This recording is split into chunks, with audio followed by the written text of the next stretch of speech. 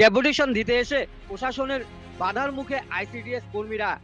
বেশ কিছু দাবি নিয়ে চাকদা ব্লকের বাম সমর্থিত আইসিডিএস কর্মীরা ডেপুটেশন দিতে আসেন চাকদা ও আইসিডিএস অফিসে।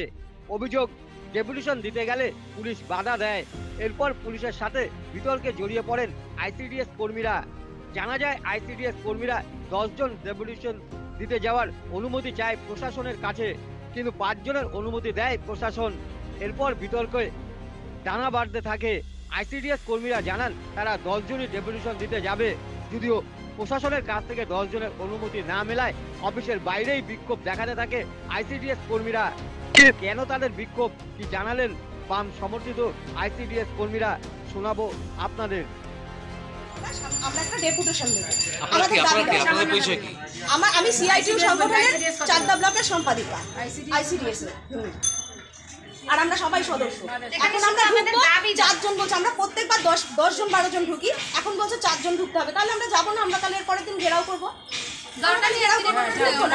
দেখো না ডেপুটেশন, আমি এই ডেপুটেশনগুলো আপনাদের সামনে তুলে ধরছি, আপনারা সবার সামনে তুলে ধরুন যে আমরা কি কি ডেপুটেশন দাবি করছি।